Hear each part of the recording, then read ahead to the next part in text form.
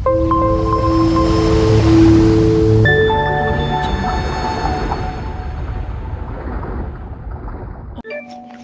آپ نے بہت سی آندیاں دیکھی ہوں گی، لیکن آج ہم جس آندھی کا ذکر کرنے جا رہے ہیں وہ ہے منگولیا سے اٹھی منگولوں کی ایسی آندھی جس سے بغداد آج تک نہیں سنبھل پایا۔ ویڈیو شروع کرنے سے پہلے چینل پہ نئے آنے والے دوستوں سے گزارش ہے کہ اس منفرد چینل کو سبسکرائب کریں اور بیل آئیکن پر ضرور کلک کریں تاکہ نئی آنے والی ویڈیوز آپ تک بآسانی پہنچ سکے۔ شکریہ۔ السلام علیکم دوستو، میں ہوں محمد فائق اور آپ دیکھ رہے ہیں انفو ویوز۔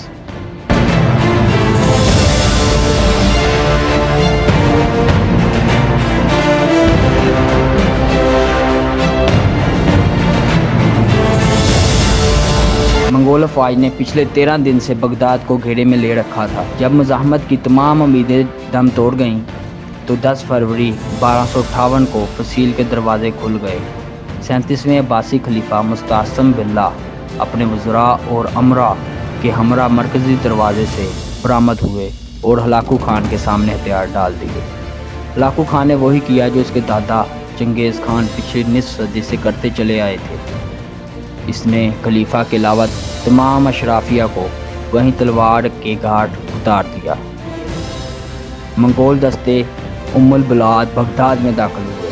اس کے اگلے چند دن تک جو ہوا اس کا کچھ اندازہ مورخ عبداللہ وصاف شیرازی کے الفاظ سے لگایا جا سکتا ہے۔ وہ شہر میں بھوکے گدھوں کی طرح پھر گئے، اس طرح جیسے غضبناک بھیڑیں بھیڑوں پر ہلہ بولتی ہیں۔ بستر اور تکیے چاقوؤں سے پھاڑ دیے گئے، حرم کی عورتیں گلیوں میں گھسیٹی گئیں اور ان میں سے ہر ایک تتاریوں کا کھلونا بن کر رہ گئیں۔ درائے دجلہ کے دونوں کناروں پر آباد بغداد الف لیلہ کے شہرزاد کا شہر، خلیفہ ہارون الرشید اور مامون کے قائم کردہ دارالترجمہ کا شہر تھا۔ یہ وہ شہر تھا جہاں مترجموں کو کتابیں تول کر سونا بطور معاوضہ دیا جاتا تھا۔ یہ دلکشاں مسجدوں، وسیع کتب خانوں، عالیشان محلات، سرسبز باغات، لبالب بازاروں، علم افروز مدرسوں اور پرتع اس بات کا درست تخمینہ لگانا مشکل ہے کہ کتنے لوگ اس قتل عام کا شکار ہوئے۔ مورخین کا اندازہ ہے کہ 2 لاکھ سے لے کر 10 لاکھ لوگ تلوار، تیر یا بھالے کا گھاٹ اتار دیے گئے۔ تاریخ کی کتابوں میں لکھا ہے کہ بغداد کی گلیاں لاشوں سے اٹی پڑی تھیں۔ چند دن کے اندر اندر ان سے اٹھنے والے تعفن کی وجہ سے ہلاکو خان کو شہر سے باہر خیمہ لگانے پر مجبور ہونا پڑا۔ اسی دوران جب عظیم الشان شاہی محل کو آگ لگائی گئی تو اس میں استعمال ہونے والی آبنوس اور سندل کی قیمتی لکڑی کی خوشبو آس پاس کے علاقوں کی فضا میں پھیلی بدبو میں مدغم ہو گئی۔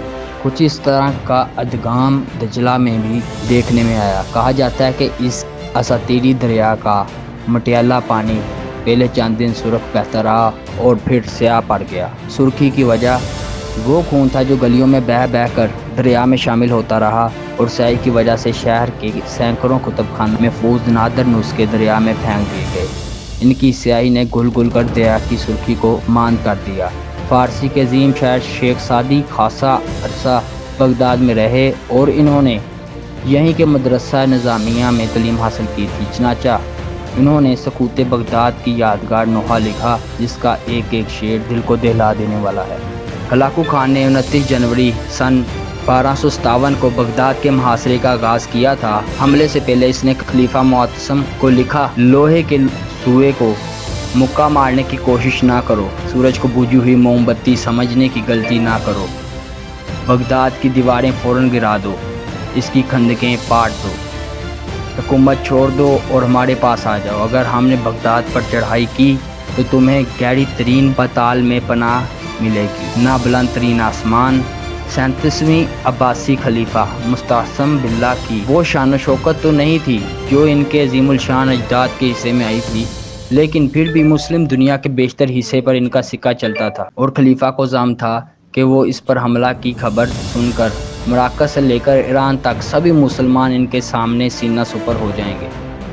چنانچہ خلیفہ نے ہلاکو کو جواب میں لکھا، نوجوان، 10 دن کی خوش قسمتی سے تم خود کو کائنات کا مالک سمجھنے لگے ہو۔ جان لو کہ مشرق تا مغرب خدا کے ماننے والے اہل ایمان میری رایا ہیں، سلامتی سے لوٹ جاؤ۔ ہلاکو خان کو اپنے منگول سپاہیوں کی صلاحیتوں پر بھرپور اعتماد تھا۔ وہ پچھلے 4 اشروں کے دوران اپنے بائی وطن منگولیا سے نکل کر 4000 میل دور تک آن پہنچے تھے۔ اس دوران معلوم دنیا کے بڑے حصے کو اپنا مطیع بنا چکے تھے۔ بغداد پر حملے کی تیاریوں کے دوران نہ صرف ہلاکو خان کے بھائی منگو خان نے تازہ دم دستے بھجوائے تاکہ ارمینیا اور جارجیا کے خاصے تعداد میں مسیحی فوجی بھی آن ملے جو مسلمانوں سے صلیبی جنگوں میں یورپ کی شکست کا بدلہ لینے کے لیے بےتاب تھے۔ یہی نہیں، منگول فوج تکنیکی لحاظ سے بھی کہیں زیادہ برتر جدید ٹیکنالوجی سے بہراور تھی۔ منگول فوج میں چینی انجینئروں کا یونٹ تھا جو منجنیقوں کی تیاری بارود کے استعمال میں مہارت رکھتا تھا۔ بغداد کے شہری آتش گیر ماتے نفتا سے واقف تھے جسے تیروں سے باندھ کر پھینکا جاتا تھا، لیکن بارود سے ان کا کبھی واسطہ نہیں پڑا تھا۔ اس زمانے کا بارود آہستگی سے جلتا تھا۔ منگولوں نے اس پر جدت پیدا کی، اسے لوہے یا پکائی گئی مٹی کی ٹیوبوں میں رکھ دیتے جس سے وہ دھماکے سے پھٹ جاتا۔ اس کے علاوہ منگولوں نے دھوئیں کے بم بنانے میں بھی مہارت حاصل کر لی تھی۔ ان کی منجنیقوں میں شہر پر آتشی بارش برسانا شروع کر دی۔ یہی نہیں، منگولوں نے فسیل کے نیچے بارود لگا کر اسے بھی جگہ جگہ سے توڑنا شروع کر دیا۔ بغداد کے بادشاہوں نے یہ آفت اس سے پہلے کبھی نہ دیکھی تھی۔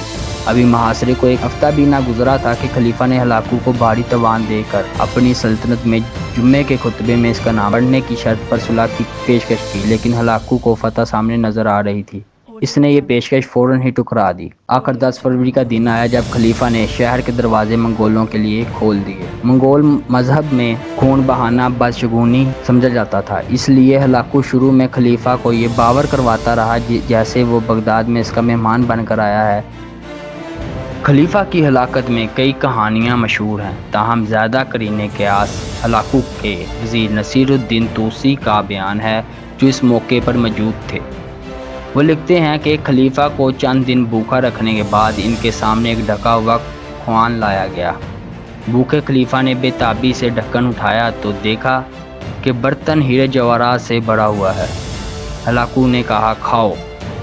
مستعصم باللہ نے کہا، ہیرے کیسے کھاؤں؟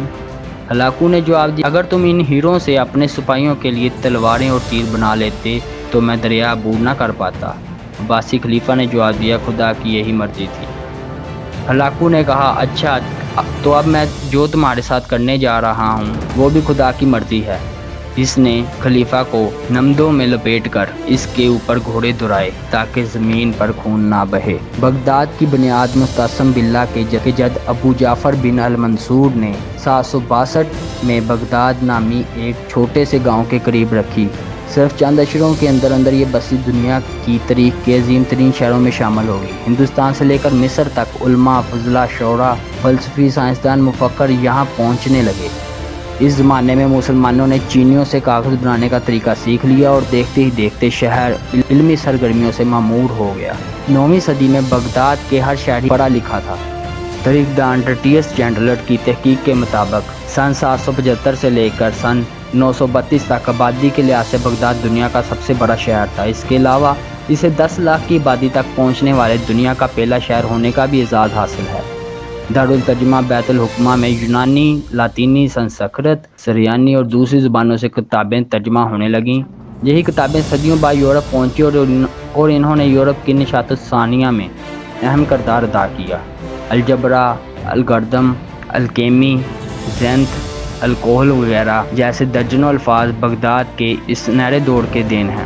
بغداد میں بسنے والے چند مشہور ہستیوں کے نام بھی بتائے جاتے ہیں: جابر بن حیان کیمسٹری کے بانی، الخوارزمی جبرا کے بانی، الکندی اور الرازی مشہور فلسفی، الغزالی مشہور مفکر، ابو نواس عظیم عربی شاعر، شیخ سعدی شیرازی رحمۃ اللہ علیہ عظیم فارسی شاعر، زریاب مشہور موسیقار، تبری مشہور تاریخ دان، امام ابو حنیفہ، امام احمد بن حنبل، امام ابو یوسف مذہبی رہنما بھی شامل ہیں۔ آج سے ٹھیک 760 برس قبل بغداد پر چلنے والی اس ناگہانی منگول آندھی نے میسوپوٹیمیا کی ہزاروں سالہ تہذیب کے قدم ایسے اکھاڑے کہ وہ آج تک سنبھل نہیں پائی۔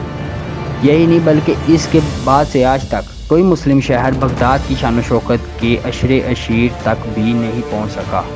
بعض ماہرین نے لکھا ہے کہ مغربی تہذیب صرف اسی وجہ سے پھل پھول سکی کہ منگولوں نے اس وقت کی برتر مسلم تہذیب کو تباہ کر کے مغرب کے لیے راستہ ہموار کیا۔ تو دوستو کیسی لگی آج کی ویڈیو؟ امید ہے کہ پسند آئی ہوگی۔ اپنی رائے کا اظہار کمنٹ سیکشن میں ضرور کیجیے گا۔ شکریہ۔ Audio Jungle.